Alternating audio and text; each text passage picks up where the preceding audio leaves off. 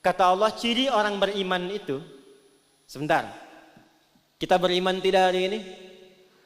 Saya ulangi, beriman tidak? Yakin?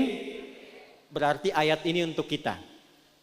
Kata para ulama, kalau ngaji Quran, buka mushafnya, posisikan semua ayat itu ditujukan kepada kita. Ini yang akan membantu kita lebih khusyuk dalam membaca Quran.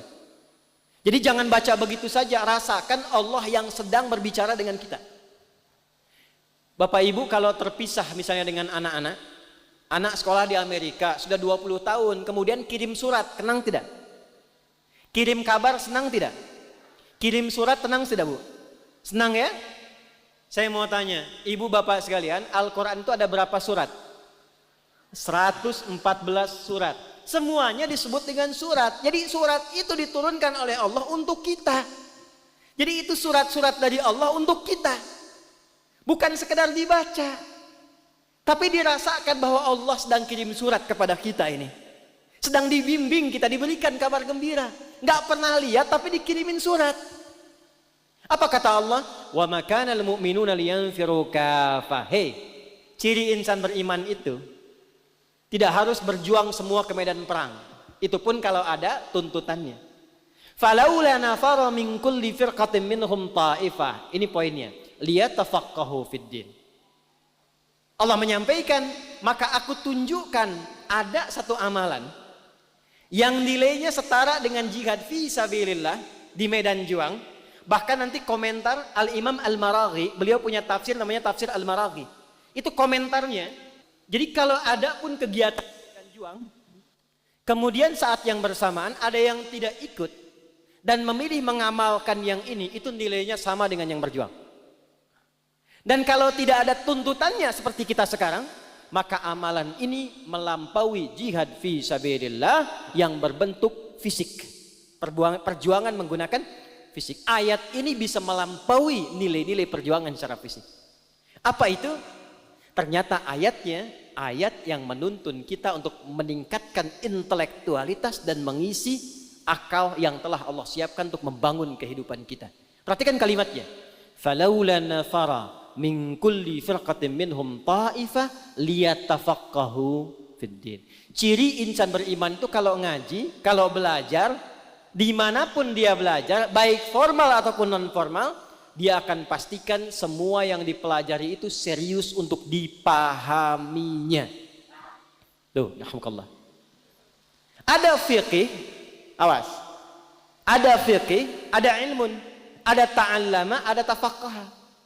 Kalau ta'allama, Anda datang, masuk, dengarkan, pulang. Itu ta'allama namanya. Transfer pengetahuan. Tapi kalau fikih tidak begitu. Datang, dengarkan, bahkan di hadis Muslim, hadis yang ke-8, hadis viral tentang Jibril menyamar datang ke majelis Nabi itu, ya. An Umar bin Al-Khattab radhiyallahu ta'ala anhu qala bainama nahnu julusun 'inda Rasulillah sallallahu alaihi wasallam idh tala'a 'alaina rajulun shadidu bayadhi thiyabi shadidu sawadi sa'ari la yura 'alaihi atharu safari wa la ya'rifu minna ahadun fajalasa ila an-nabi sallallahu alaihi wasallam fa asnada rukbatayhi wa wada'a kaffayhi ala fakhidayhi wa qala ya Muhammadun akhbirni 'anil Islam. Kalau kita mau gali detailnya, datang ke tempat belajar, duduk saf yang pertama, simak supaya fokus. Jadi kalau di depan guru itu nggak mungkin bisa bikin status fokus. Belakang masih selfie, ceklik lagi pengajian sama Ustadz Adi. Depan fokus. Dan yang menarik, ciri insan beriman itu kalau belajar, pastikan kata Quran sampai paham, sampai mengerti. Jangan tinggalkan tempat kita belajar sampai paham, sampai mengerti. Dan hebatnya apa? Nggak berhenti di sini. Inilah indahnya Islam. Jangan pernah mendapatkan ajaran dalam Islam, pesan Quran, kecuali Anda bagikan kebaikannya pada setiap tempat yang kita pijak. Maka ujung ayatnya ditutup, waliyunziru qaumahum idza raja'u ilaihim la'allahum yahdharun. Kalau kamu sudah paham, sudah ngerti, sudah pintar, sudah jadi pakar, pulang ke negeri kamu. Pulang ke kampung kamu. Share ilmunya. Ajarkan yang baik supaya tempat yang kita pijak terbantu kemakmurannya, sukses, hebat, menginspirasi, dan masyarakatnya menjadi masyarakat yang berilmu. Ini yang menjadikan saya selalu memberikan pesan pada teman-teman diaspora kita. Kalau sudah pintar, belajar di luar, pulang, bangun negeri. Cintai Indonesia ini. Ini amanah besar dari Allah. Merdekanya Indonesia dengan kalimat Allahu Akbar atas berkat rahmat Allah yang Maha Kuasa. Dan dengan didorongkan oleh keinginan luhur. Dari dulu sudah ada keinginan luhur. Hanya berkat dan rahmat Allah itu belum didapatkan. Karena itu ketika didapatkan di bulan Ramadan, Jumat kita deklarasi itu. Jangan dibatasi Jalan Pegangsaan Timur nomor 56. Nomor 56 itu menunjukkan kepemilikan. Rumahnya Syekh Faraj bin Marta. Itu pengusaha, cinta NKRI, keturunan Yaman, mewakafkan rumahnya untuk proklamasi. Karena itu proklamasinya atas berkat rahmat Allah yang Maha Kuasa.